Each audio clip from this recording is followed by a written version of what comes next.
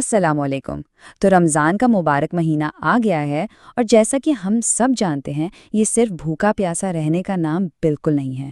ارے یہ تو رحمت، مغفرت اور نجات کا ایک ایسا زبردست موقع ہے نا، کہ بس ایک ایسا وقت جب ہر نیکی کا اجر کئی گنا بڑھا دیا جاتا ہے۔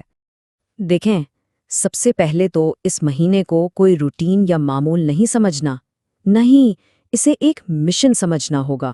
ایک ایسا مشن جس کا وقت محدود ہے، لیکن جس میں روحانی ترقی کے امکانات لامحدود ہیں۔ تو پھر چلیں اس مشن کی تفصیلات میں اترتے ہیں۔ اچھا، تو ہمارے آج کے اس مشن کا پلان کیا ہے؟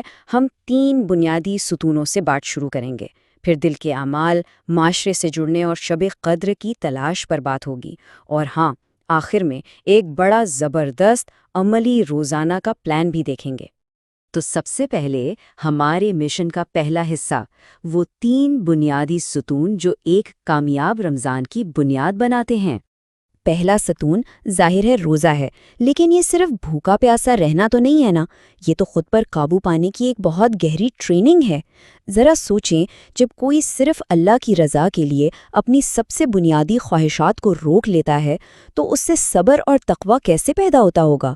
اس لیے کہتے ہیں کہ اصل روزہ صرف پیٹ کا نہیں بلکہ زبان اور جذبات کا بھی ہے، یعنی غیبت، جھوٹ اور غصے سے بچنا۔ اچھا، دوسرا ستون ہے قرآن کی تلاوت۔ رمضان اور قرآن کا ایک بہت ہی خاص، بہت گہرا رشتہ ہے۔ آخر اسی مبارک مہینے میں تو قرآن نازل ہوا تھا، تو اس تعلق کو مضبوط کرنے کے لیے روزانہ زیادہ نہیں، بس 20 سے 30 منٹ نکالنا بھی ایک مستقل اور بہت گہرا اثر ڈال سکتا ہے۔ اور پھر آتا ہے تیسرا ستون، نماز۔ ارے ذرا اس کے اجر کا تصور تو کریں۔ رمضان میں ایک فرض نماز کا ثواب 70 گنا تک، اور ایک نفل کا ثواب فرض کے برابر ملتا ہے۔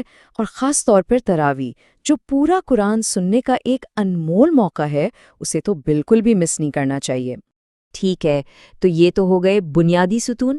اب بات کرتے ہیں دل کے اعمال کی، وہ عبادتیں جو ہماری روح کی صفائی کے لیے ہیں۔ اس میں 3 بہت ہی طاقتور اعمال ہیں: دعا، توبہ اور ذکر۔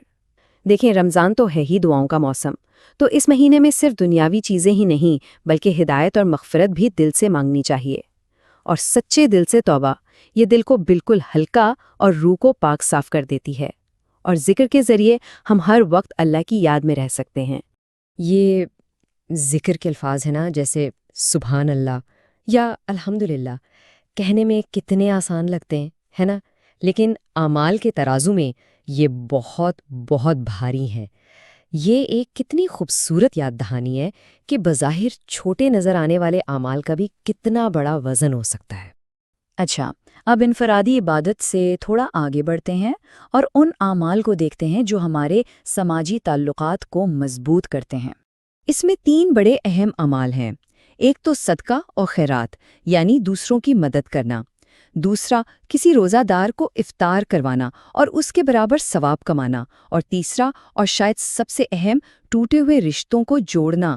یہی وہ کام ہے جو نیکی کو ہماری ذات سے نکال کر پورے معاشرے میں پھیلاتے ہیں۔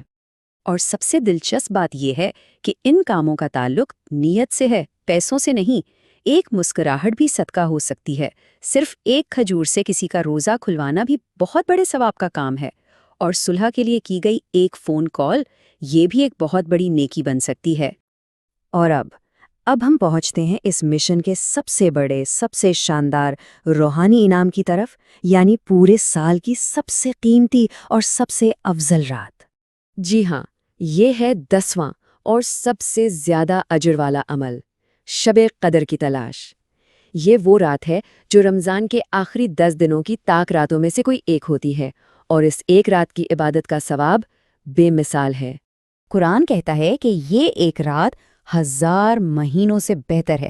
ذرا تصور تو کریں، ایک رات کی عبادت تقریباً 83 سال کی عبادت سے بھی زیادہ ثواب دے سکتی ہے۔ اسی لیے تو آخری عشرے میں اپنی عبادت کی کوششوں کو بالکل عروج پر لے جانا چاہیے۔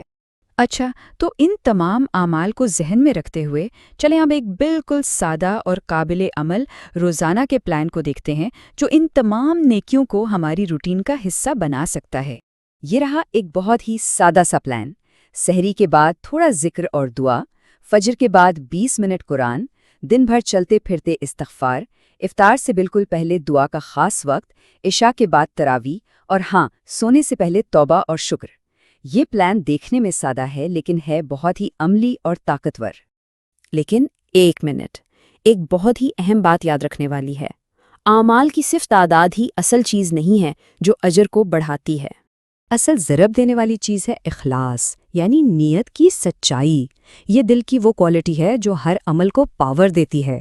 یہی اس پورے مشن کا اصل ملٹی پلائر ہے، کیونکہ دل سے کی گئی تھوڑی سی عبادت اور اخلاص سے دیا گیا تھوڑا سا صدقہ ہی اصل میں قدر رکھتا ہے۔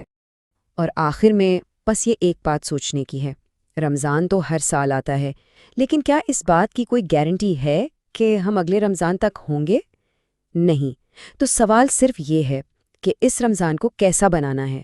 اسے ایک معمول کی طرح گزارنا ہے یا ایک مشن بنانا ہے؟ اللہ ہم سب کو اس مشن میں کامیابی عطا فرمائے، آمین۔